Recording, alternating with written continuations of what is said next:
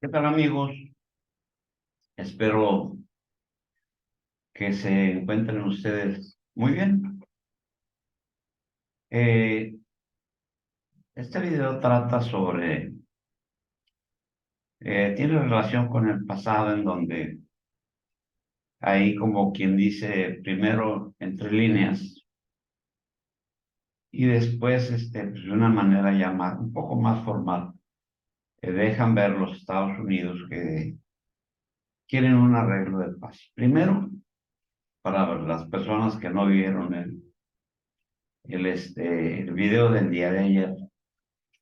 Sale una nota fechada el día 25 en el Washington Post, donde señor Anthony Blinken le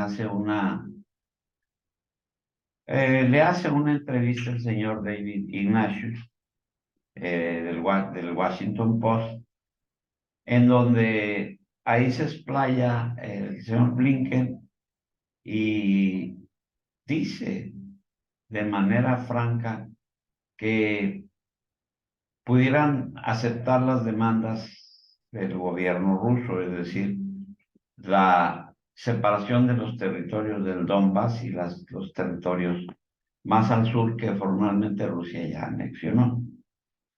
Bueno, hasta ahí yo dije, no, pues no puede ser, o sea, aquí está de plano anunciando una rendición, pero bueno, lo tomé yo bueno, con duda. Eh, Eso se publicó en el Washington Post y el mismo día diría yo, se dio acuse de recibo en Moscú, Rusia, pero contesta, pues, también con una nota del periodista John Helmer de el sitio Danza para Vos, Dance with Bear. Y ahí dan acuse de recibo, digamos, lo de esa manera, del digamos, de la entrevista que le da el señor Anthony Blinken al señor Ignatius. Y hasta ahí podía haberse notado como, digamos que, pues, en la entrevista se me chispó decir esto. Cuando ya la nota toma más relevancia fue al día siguiente, el día 26, cuando la señora Victoria Nuland hace una presentación ante el comité del Senado. Y ahí la señora Nuland reconoce un poco, digamos que, pues no entre líneas, sino que deja ver que los Estados Unidos podría reconocer que la decisión del pueblo de Crimea y que de los pueblos de habla rusa del Donbass, Zaporozhye y Gerson, pues tienen derecho pues digamos que a autodeterminarse, es decir, a separarse, pues, de Ucrania. Pero no nada más eso, sino que la señora Nuland eh, dice que podría haber un acuerdo entre los Estados Unidos y Ucrania, perdón, entre los Estados Unidos y Rusia, pues haciendo totalmente fuera al gobierno de Ucrania. Así pues las cosas, ya cuando la señora Nuland, pues digamos que ya confirma la noticia de la entrevista de David Ignatius a Anthony Blinken, ahí es donde ya la cosa se puso ya seria. Y así las cosas,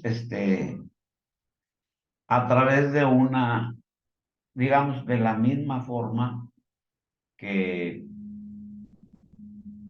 que Washington le manda el mensaje, es decir, por vía de una entrevista, el señor Sergei Ryabkov da una entrevista precisamente al periódico ruso Kommersant, que les voy a compartir aquí la página del periódico Kommersant. Es esta. Lamentablemente está en ruso, pero ahí está la fecha, ¿verdad? Es del día 26. O sea, enseguida contestaron con una entrevista. Eh, ¿Quién se presenta ahí? Pues se presenta este señor que verán ustedes aquí, el señor Sergei Ryabkov. Y aquí viene toda la nota en el periódico Kommersant de Rusia, pero así lo puede usted teclear si lo quiere ver y de repente y su traductor sí pueda o tenga la capacidad de traducir del ruso al español. Cosa que pues, desgraciadamente mi traductor pues, me falló, pero ahí está la nota, ahí está fechado.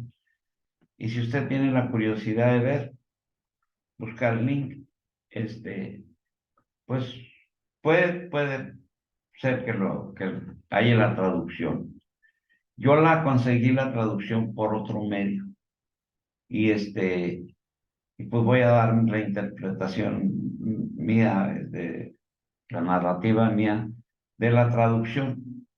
Es muy interesante y a la par de esa declaración del señor viceministro Sergei Ryabkov, que por cierto es amigo personal de Vladimir Putin, desde la era que era funcionario de la KGB, el señor Putin, el señor Ryabkov era muy cercano a él. Entonces, pues hay que tomarlo con la debida seriedad, diría yo. Y al mismo tiempo, recuerden ustedes que la semana pasada, es decir, y al principio de esta semana, se manejó mucho la cuestión de los tanques, que si los mandan, que si no los mandan. Y se hizo toda una rebambaramba aquí en la prensa y los medios alternativos de este lado del planeta. Acerca de los tanques Leopard y que si son esto y que si mandamos tanto, que si no mandamos. Total, se aprobó una cantidad.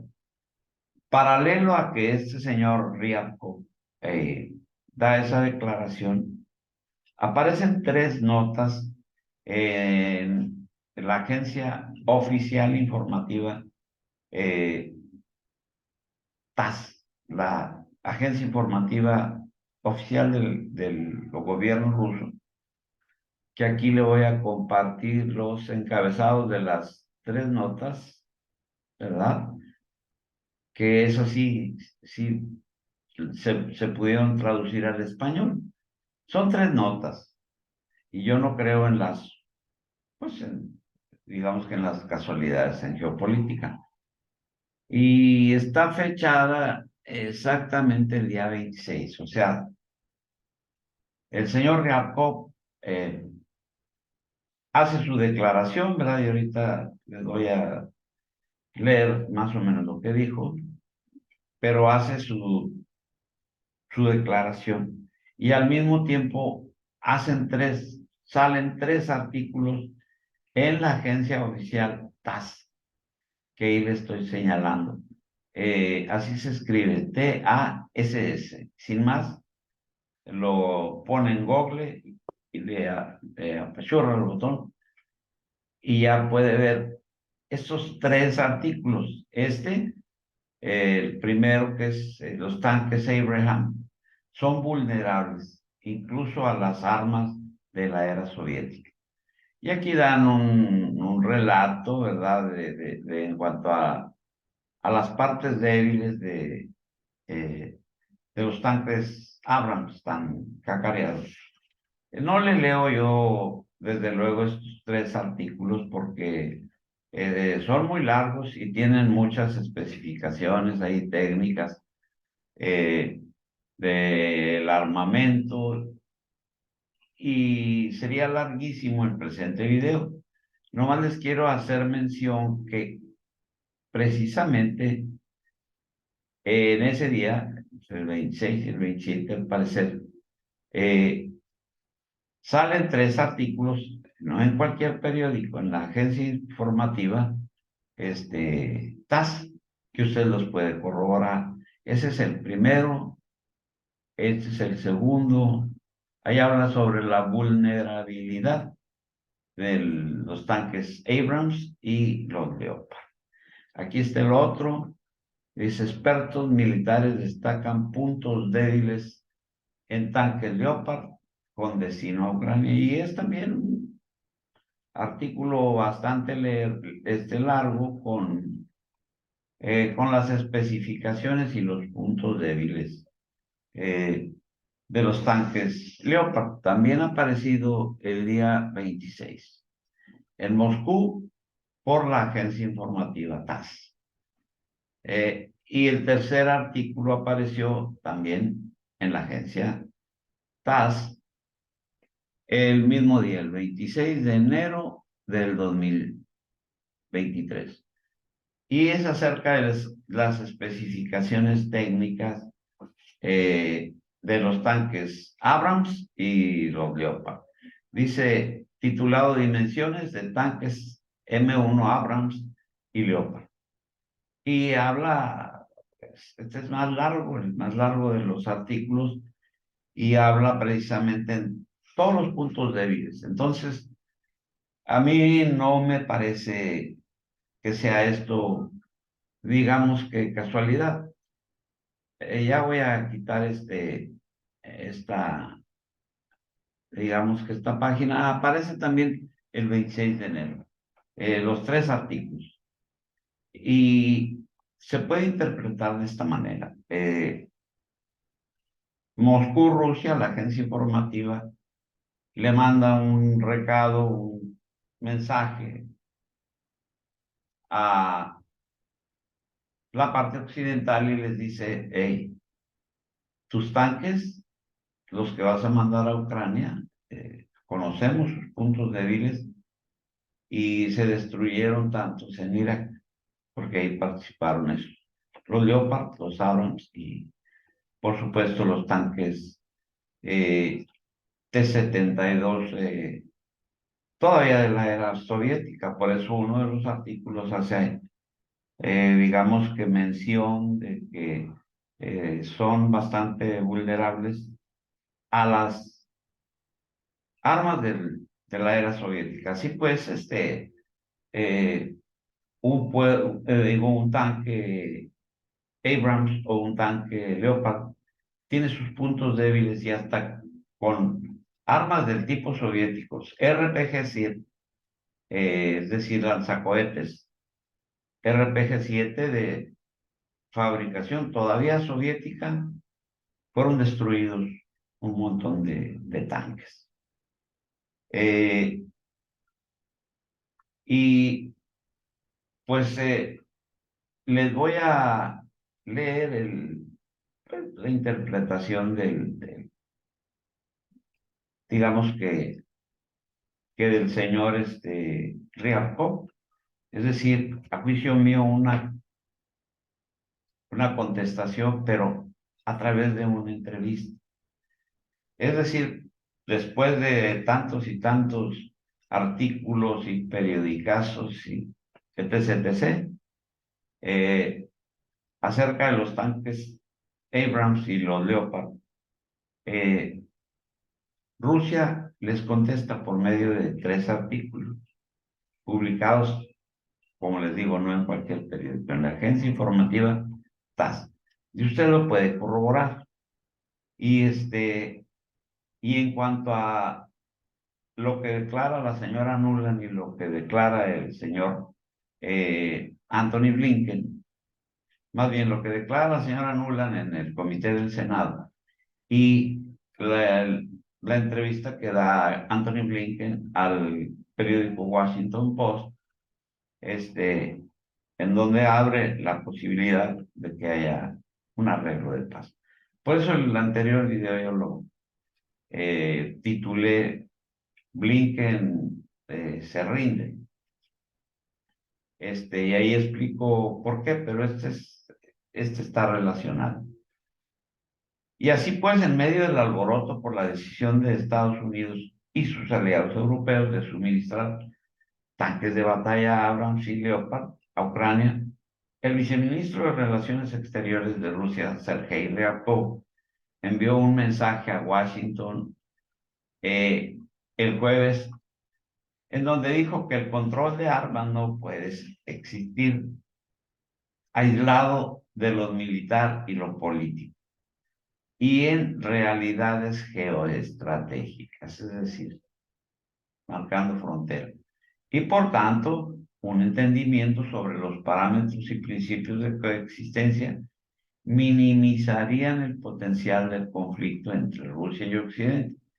Y es un requisito previo absoluto de la situación, es decir, es un requisito sine qua non, no se puede llegar a ningún arreglo.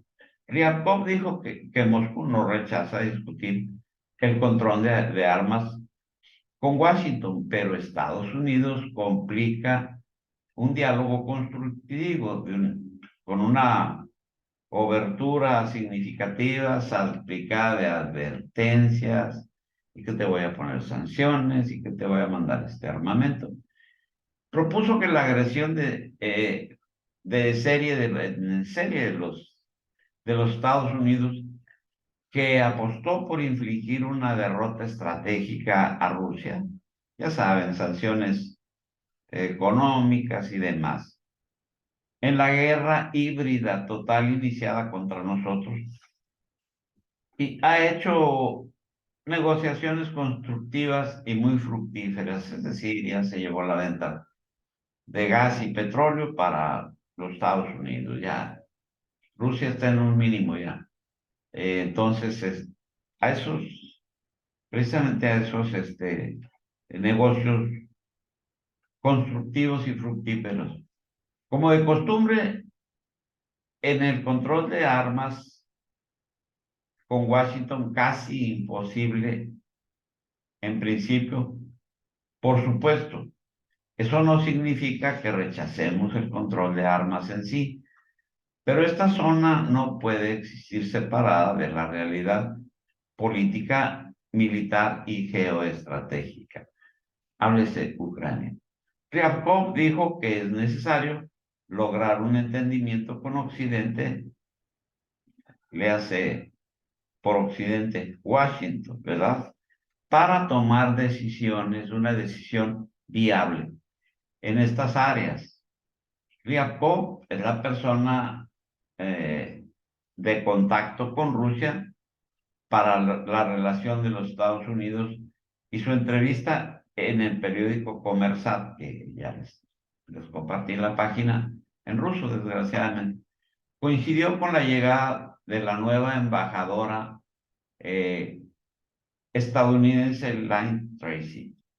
Eso no se lo había no se los había mencionado porque no tuve ninguna nota en donde en algún periódico les pudiera yo confirmar. Pero Lynn Tracy es la nueva embajadora, y habitualmente en la diplomacia un nuevo enviado, es decir, un nuevo embajador, augura un nuevo comienzo, y la parte rusa espera que sea posible una conversación productiva con la nueva enviada, la primera dama embajadora ante el Kremlin de Estados Unidos. Ha habido muchos embajadores, pero todos hombres. Y pues yo hasta lo podría interpretar por qué mandan a una dama como embajadora. ¿Por qué no mandaron un tipo como el anterior embajador? Un tipo duro. Pues como que aquí ya están utilizando, es decir, mandando una enviada, una embajadora, dama, ante el Kremlin de Estados Unidos, ¿verdad? Es quien manda es sobre aspectos problemáticos dentro de la relación ruso-estadounidense. Es decir, esa es la misión de la señora Tracy.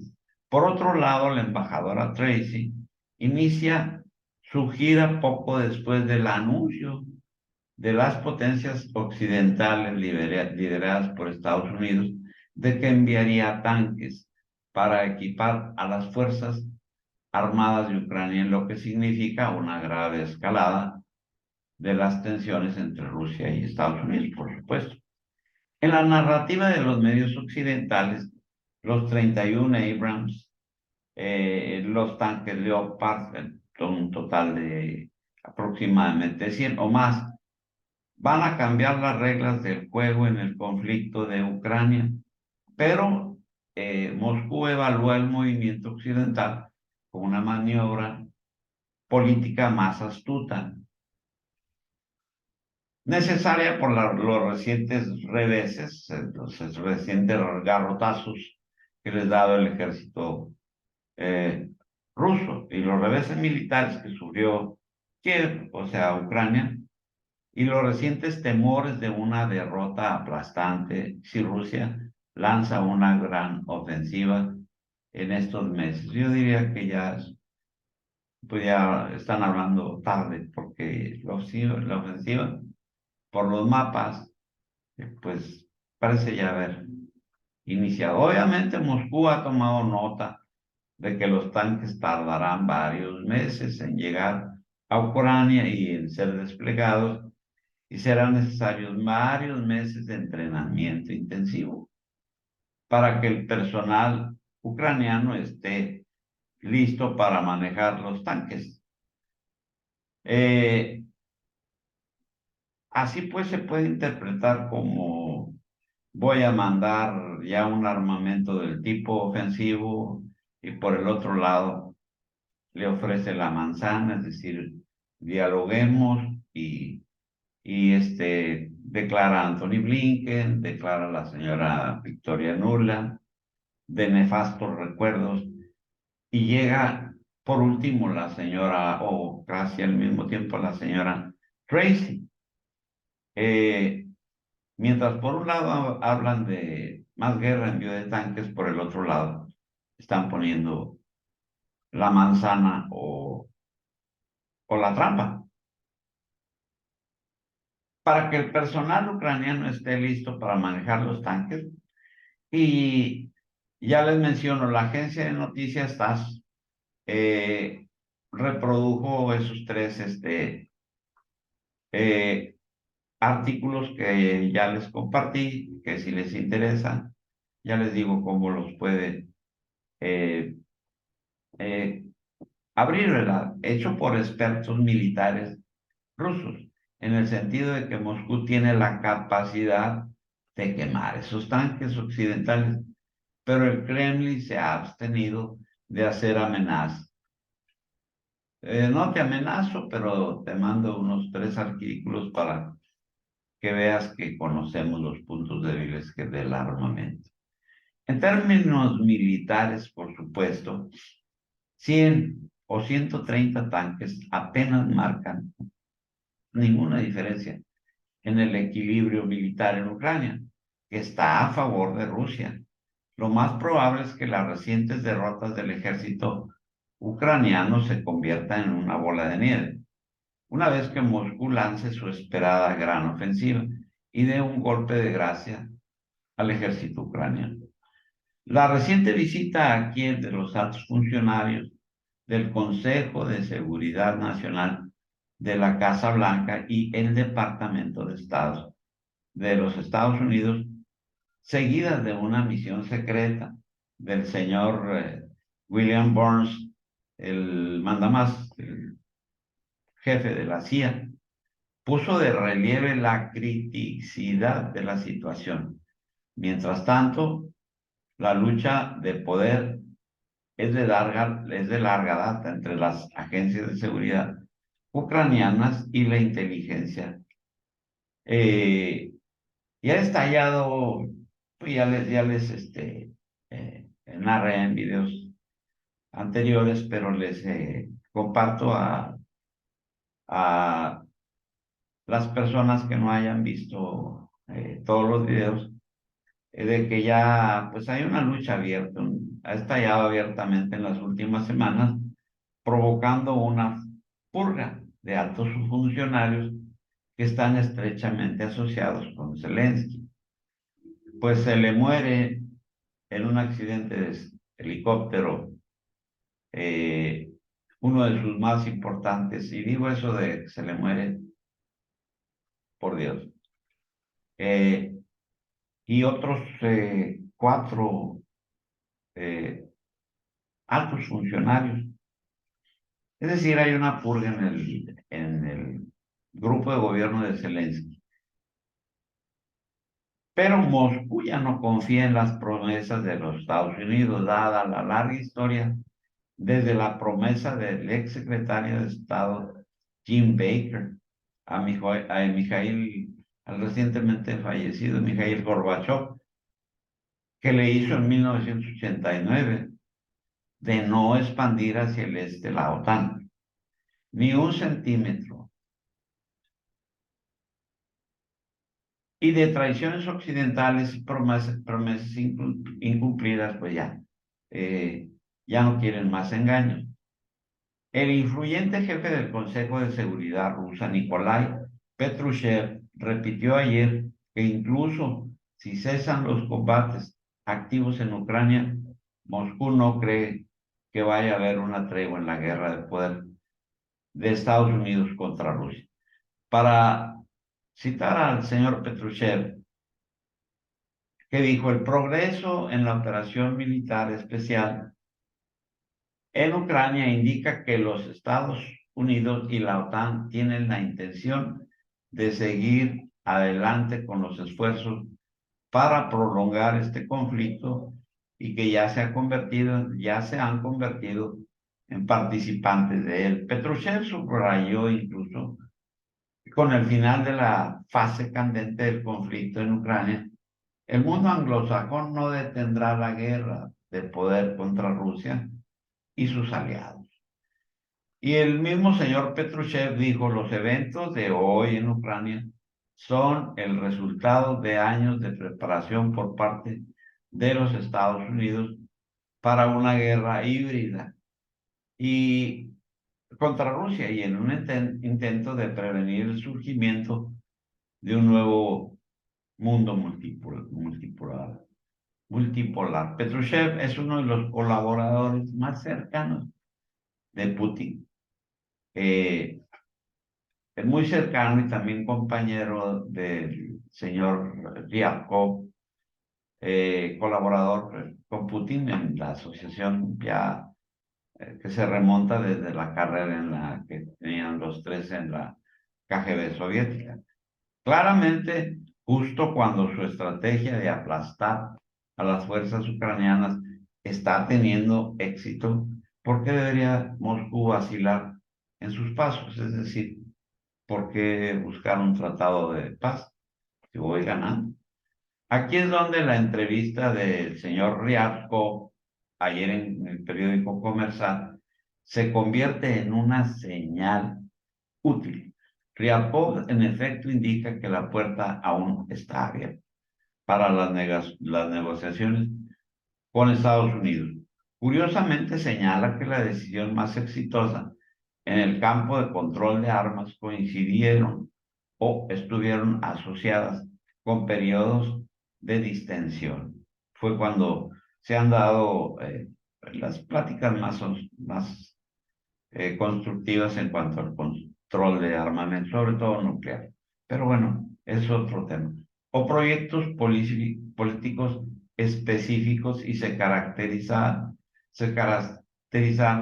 históricamente por una actitud bastante equilibrada de las partes hacia las líneas rojas obvias de cada uno en el campo de seguridad. Perdón, una pausa. Se seca la garganta. el perico necesita su traguito de agüita. De hecho, Ryabkov descartó cualquier concesión unilateral por parte de Rusia en materia de seguridad nacional y enfatizó que primero deberán abordarse las contradicciones fundamentales, todas esas traiciones que no se puede quitar de otra manera. Lo bueno es que cada vez hay más conciencia entre el sector de la élite en Washington de que Estados Unidos no puede ganar la guerra de poder en Ucrania. A esto se suma la complejidad de la política interna de los Estados Unidos, que está ahorita duro y dale.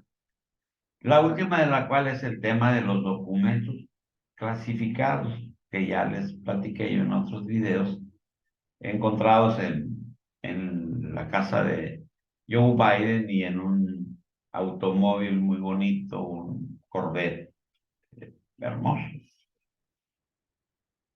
Clasificados que generan incertidumbre sobre la candidatura, inclusive de reelección al señor Biden. Inclusive, pues se puede hablar hasta de que pudieran llegar a un impeachment, es decir, a tumbar. Podría decirse que el espectro que acecha la administración Biden es que la derrota militar combinada con las tensiones políticas dentro del gobierno ucraniano muy bien podrían conducir al colapso del régimen de Zelensky y al colapso del aparato estatal del país. Y todo esto mientras las fuerzas rusas estimadas en 600,000 oficiales más la cantidad de tropas de las compañías Wagner y otros paramilitares, que por cierto, subí un video que no lo pude subir al canal, pero está en la misma página de Geopolítica, este, Héctor Millán Geopolítica. Este, ahí subí un video, pues está muy crudo. Es 1 hora y media de puros combates, ¿verdad? Grabados con cámaras GoPro, es decir, las camaritas que traen los soldados actualmente en los ejércitos modernos y cómo está toda la logística y está, créanmelo, increíble. Bueno, retomando eh, la cuestión, 600,000 oficiales más 150,000 que ya estaban en el terreno, más aproximadamente 200,000 de Wagner. Pudiéramos hablar ya de una cantidad cercana al millón, no es poca cosa. Créanmelo, y si la parte ucraniana está pidiendo a gritos tanques, del lado ruso hay más de 1,000 tanques solo en el frente ucraniano, más una cantidad muy grande de tanques que no tengo la cantidad, no se las puedo citar, en la frontera con Bielorrusia. Es decir, gana o gana Rusia. De ahí la urgencia de que los Estados Unidos quiera negociar.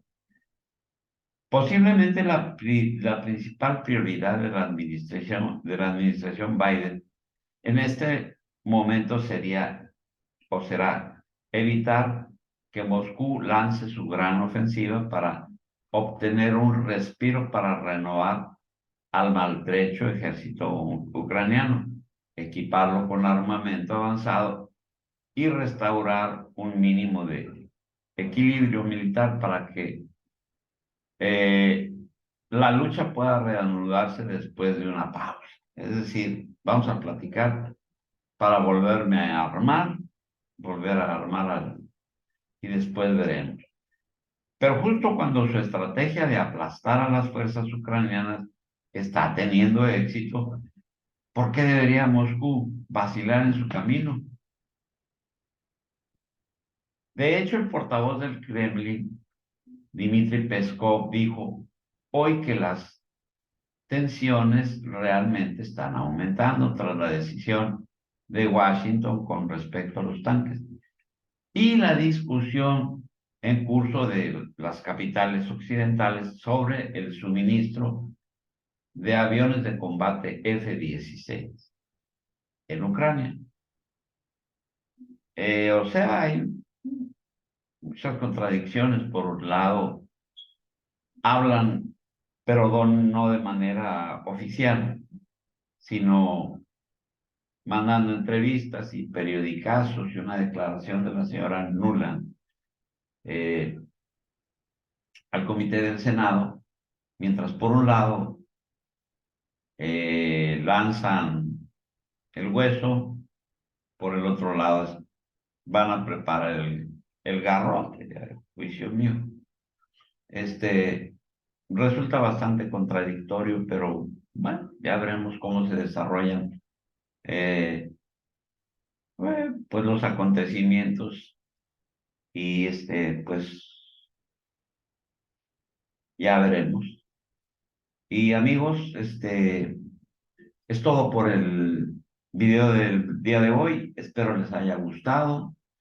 Les pido que me regalen un like y un dislike si no les gusta, ¿verdad? Ya saben, aquí se vale de todo.